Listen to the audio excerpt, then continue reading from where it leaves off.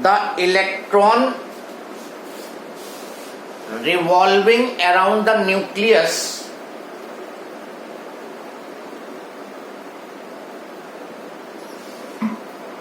in circular orbit is an accelerated charged particle.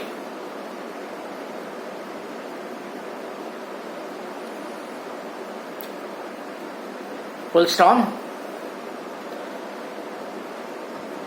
Whenever a charged particle has acceleration,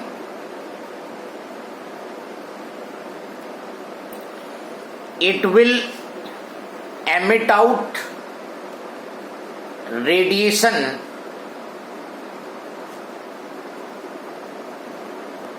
so the radius of its circular path should continuously decrease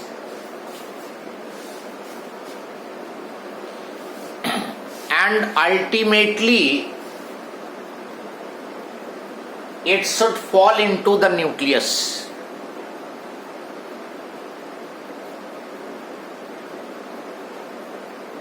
So please repeat this one.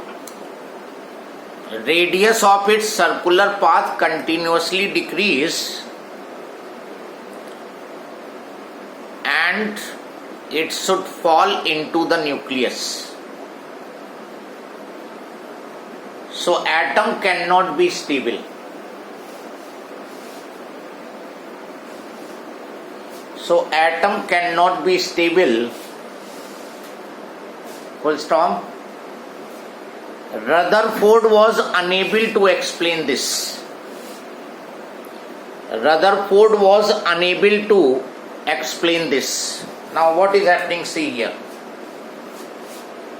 ये nucleus है, इसके around ये electron circular orbit में revolve करेगा. अब जब ये circular orbit में रिवॉल्व करेगा तो ये एनर्जी एमिट करेगा being a accelerated charge particle. कोई भी चार्ज पार्टिकल अगर एक्सेलरेट करेगा तो वो एनर्जी एमिट आउट करेगा, अपने में से एनर्जी बाहर करेगा.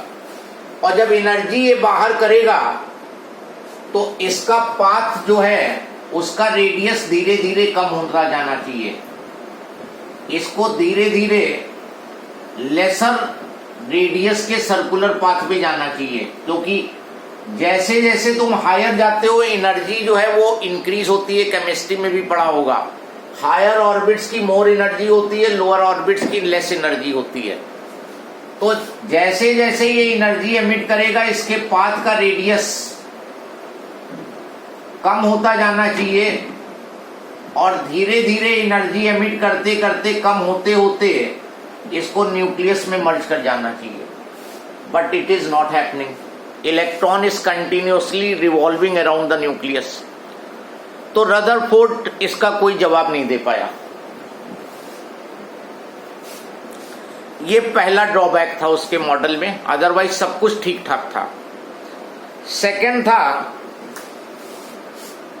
regarding explanation of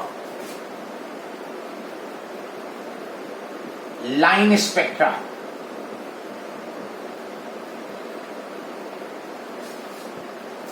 जैसे तुमने स्पेक्ट्रम वर्ड सुना था, इलेक्ट्रोमैग्नेटिक वेव्स में अल्ट्रावायलेट से लेके रेडियो वेव तक की डिफरेंट रेडिएशन जब वेवलेंथ के अकॉर्डिंग अरेंज हो जाते थे तो वो स्पेक्ट्रम देते थे. अब तुम विजिबल लाइट में आ जाओ, वायलेट से रेड तक. वाइट लाइट को जब प्रिज्म से पास करोगे तो स्क्रीन पे तुम्हें वायलेट से रेड तक का अरेंजमेंट ऑब्टेन होगा, वो स्पेक्ट्रम था.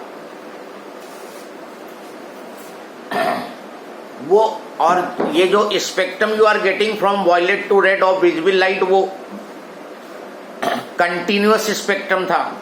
मतलब पूरी एक सर्टेन रेंज में डिफरेंट वेवलेंथ एमिट आउट हुए थे, कहीं कोई गैप नहीं होता था उसमें रेड विब्ग्योर में कोई गैप नहीं था।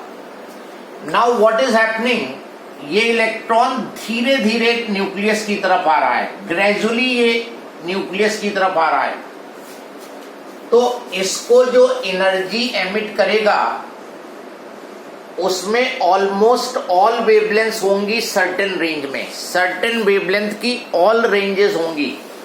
बहुत शार्प जंप नहीं हो रहा है यहां पर, ये धीरे धीरे न्यूक्लियस की तरफ अप्रोच कर रहा है। तो एक सर्टेन रेंज में ये सारी वेवलेंथ, सारी फ्रीक्वेंसी की एनर्जी फोटोन एमिट करेगा।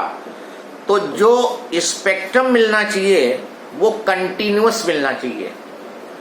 रदरफोर्ड मॉडल के according as the electron is gradually approaching towards the nucleus, so wavelength should be continuous. लेकिन जब एटॉमिक स्पेक्ट्रम ऑब्टेन किया गया प्रैक्टिकली, तो वहां पे लाइन स्पेक्ट्रम ऑब्टेन हुआ। लाइन स्पेक्ट्रम में क्या होता है कि डार्क बैकग्राउंड पे कुछ ब्राइट लाइंस ऑब्टेन होने लगती हैं, डिफरेंट वेवलेंथ पे कुछ ब्राइट लाइंस ऑब्टेन होंगी। मतलब ये पर्टिकुलर वेवलेंथ, ये पर्टिकुलर वेवलेंथ की लाइट, ये पर्टिकुलर वेवलेंथ की लाइट, ये एमिट आउट होंगी। कुछ पर्टिकुलर वेवलेंथ ही एमिट आउट होंगी, सब नहीं एमिट होंगी। लेकिन यहां पे चूंकि ग्रेजुअल फॉल हो रहा है, तो सारी लाइट, सारे कलर्स की, सारे वेवलेंथ की एमिट होनी चाहिए एक रेंज में।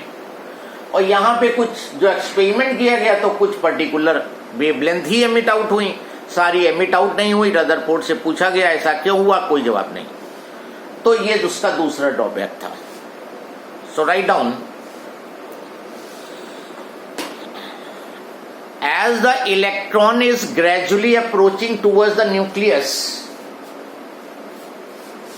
as the electron is gradually approaching towards the nucleus, so it will emit out radiations of all wavelengths in certain range. Sir, emit out? As electron is gradually approaching towards the nucleus, so it should emit out radiations of all wavelengths in certain range, and spectrum should be continuous. Spectrum should be continuous.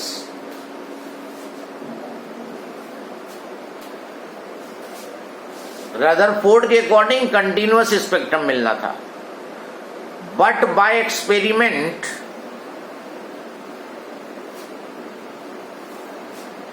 The spectrum obtain was, but by experiment the spectrum obtained was line spectrum, in which some particular wavelengths are emitted out.